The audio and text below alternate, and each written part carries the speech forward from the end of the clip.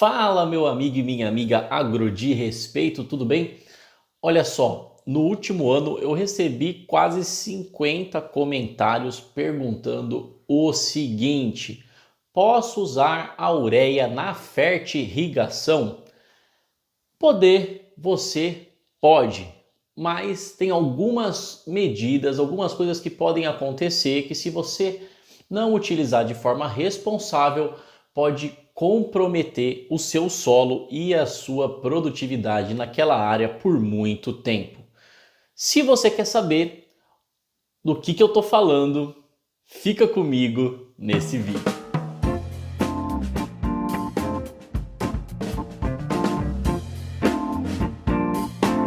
Bom, a grande verdade sobre a fertirrigação é que é uma ciência, é um conhecimento, é um mundo à parte.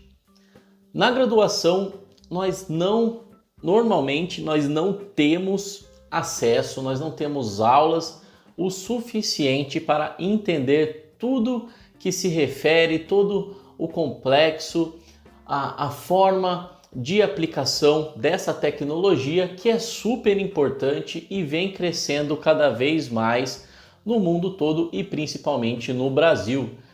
Falando rapidamente sobre a fertirrigação. A fertirrigação, para quem não sabe, é a forma de você colocar, o próprio nome já diz, fertirrigação, a forma de você colocar o nutriente, você adubar, usando como veículo a água da irrigação.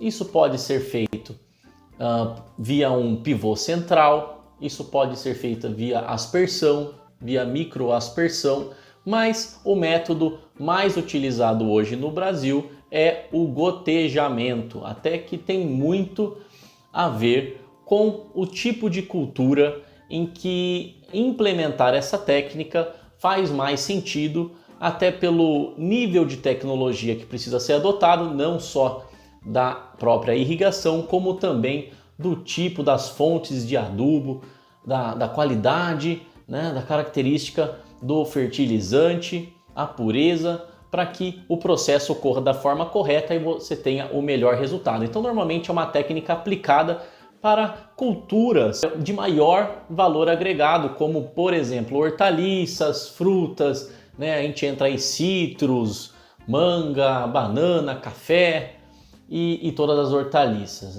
Mas existem casos também de áreas em que você pode aproveitar os conceitos de fertirrigação e são aproveitados para outras culturas também, como grandes culturas, tá? Isso sem problema nenhum. Bom, mas não é sobre isso que eu vim falar para você aqui, é só para te dar um pouco mais de contextualização e de informações que podem ser importantes para você, mas é para falar sobre um assunto muito especial dentro do mundo da fertirrigação, que é realmente uma quebra de tabu. Quando você procurar, você vai jogar no Google lá se ureia na fertirrigação pode usar, você vai achar algumas tabelas, você vai achar algumas informações a respeito do uso, talvez, aí da ureia, que realmente pode. Se a gente for pensar em qual que é a característica principal, dentre várias outras, mas a principal para um fertilizante ser usado dentro de um sistema de irrigação é ele ser 100% solúvel. E a ureia é 100% solúvel em água, sim. Então não teria nenhum problema. Na verdade, as fontes de nitrogênio, a maioria delas, é realmente 100% solúvel em água. Então você pode estar usando. Mas o que eu quero chamar a atenção nesse vídeo aqui é para o seguinte: você que vai trabalhar, você que trabalha com fertirrigação, você que tem interesse de usar a ureia na fertirrigação, você lembra de uma coisa, A ureia, ela vai adicionar um nitrogênio que prontamente ele vai se decompor e ele vai se tornar amônio. Então, o amônio, o NH4+, ele é um cátion. E por que eu estou te falando isso? Por que é importante você saber isso? Porque isso que eu vou te falar, isso serve para ureia, isso serve também para sulfato de amônio ou qualquer outra fonte de fertilizante nitrogenado à base de amônio. Quando a planta absorve o nitrogênio na forma de amônio, ocorre uma acidificação do meio. Olha só que interessante. Então, principalmente naqueles sistemas em que, por exemplo, o gotejamento, que você tem um bulbo, né? Você tem ali uma região, o bulbo é aquela região onde vai estar úmida em volta das raízes. Ali você vai ter uma característica de troca mais intensiva, onde vai estar concentrado, né? Vão estar concentrados os sais dos nutrientes. E essa troca vai ser constante com as raízes, né? Então existe a troca da absorção do nutriente e a raiz libera algumas substâncias também, tanto orgânicas quanto aí bioquímicas, né? Essa reação bioquímica acontece na região, e isso, quando é fornecido o nitrogênio na forma de amônio, o que é o caso que rapidamente acontece com a ureia ou sulfato de amônio, por exemplo, existe a acidificação daquele ambiente. E olha só que interessante, né? Eu estava estudando a respeito de fertirrigação esses dias, assistindo alguns vídeos, e inclusive tem um artigo muito bacana também que eu estava lendo a respeito da fertirrigação in sitrus. E até eu vou deixar na descrição do vídeo um vídeo muito legal do canal Adubos e Adubações, do meu querido amigo Nelson, que é uma entrevista com especialistas nessa área que eu recomendo você assistir se você quer entender mais sobre esse tema. E uma coisa que tanto nessa entrevista, acho que eles comentam isso, eu vi nesse artigo, eu tinha visto numa outra literatura também, sobre essa comparação, né? E aí nesse trabalho, nesse artigo que eu estava vendo, eles estavam trabalhando com citros, né? É um trabalho muito bacana também, os pesquisadores do IAC, e a longo prazo com uma fonte de amônio e com uma fonte de nitrato, que é uma outra forma que o nitrogênio também pode ser absorvido pelas plantas, é absorvido pelas plantas. E no caso eles usam o nitrato de cálcio, né, em comparação com o sulfato de amônio.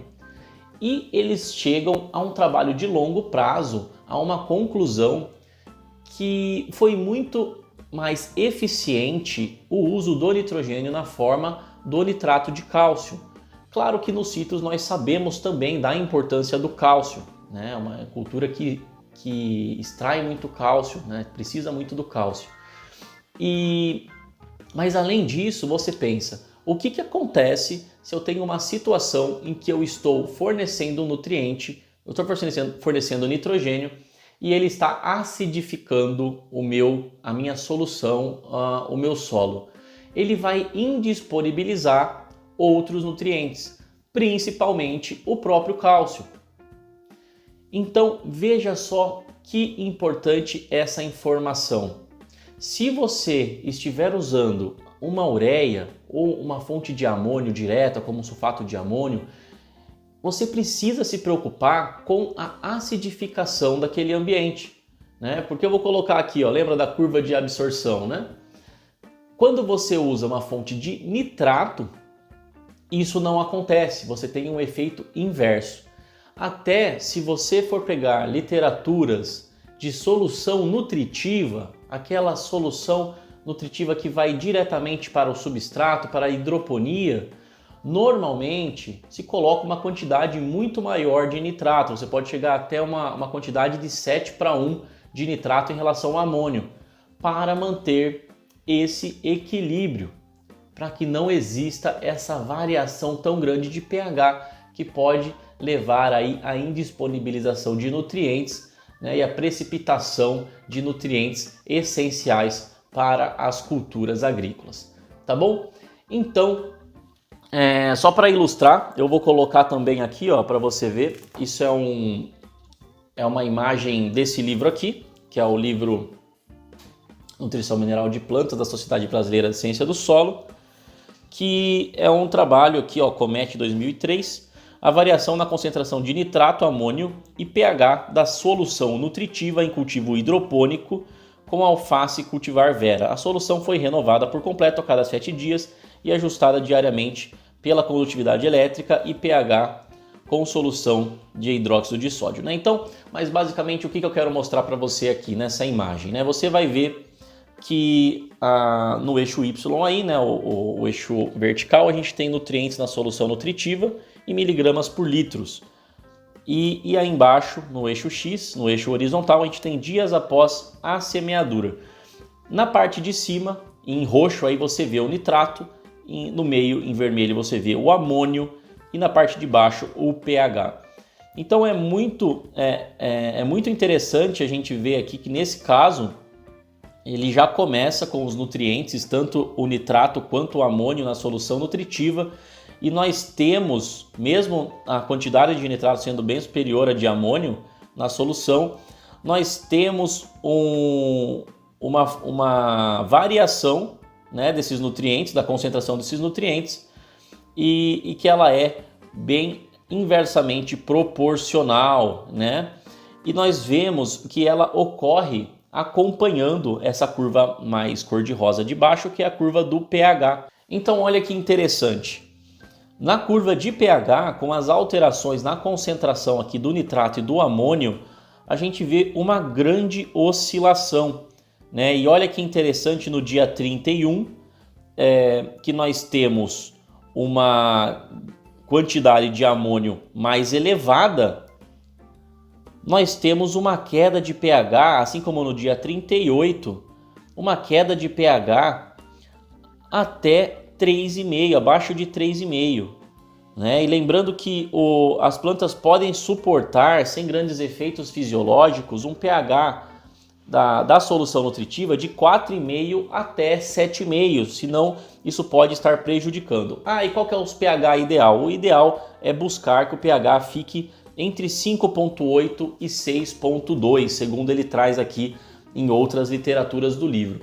Então, olha só que importante. É claro que na solução nutritiva nós temos variações muito maiores que no solo, que tem um poder tampão que na solução nutritiva nós não temos. Apesar de que também no solo nós não conseguimos controlar tão bem quanto na solução nutritiva. Então, o porquê que essa dica é importante? Porque a longo prazo, se você não cuidar de variar, né, se você insistir em de repente colocar só uma fonte de amônio, a longo prazo você pode ter um problema. E é interessante dizer, né, que no artigo que eu estava vendo a respeito desse estudo a longo prazo em citros, nem mesmo o calcário, né, porque você pensa, às vezes eu reduzi o pH no tempo, mas é só fazer calagem. Mas nem mesmo o calcário, usando o calcário, foi o suficiente para reverter essa situação. Olha como é importante a fonte do nutriente nesse caso, né? E eu nem vou entrar em detalhes sobre pureza, sobre a solubilidade, né? Sobre a qualidade do material, que isso também é muito importante, posso falar melhor em um próximo vídeo, tá bom?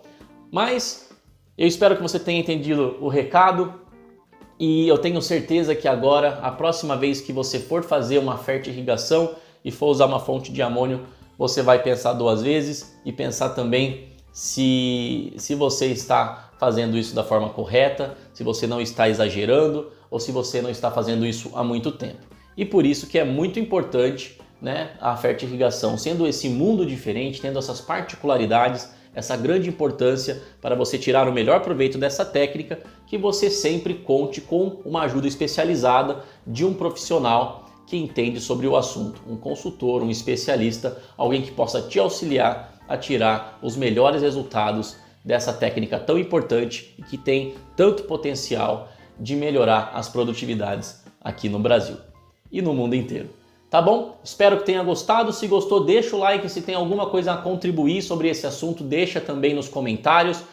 Fala o que você pensa, as experiências que você teve, porque isso sempre ajuda muito a gente aqui. Se você estiver assistindo pelo YouTube, se você estiver assistindo pela TV Milagro, então bate uma foto da tela com o seu celular, marca o Agro de Respeito e posta nos stories que nós vamos compartilhar, nós vamos conversar. Tá bom? É isso aí, espero que tenha gostado e até o próximo vídeo.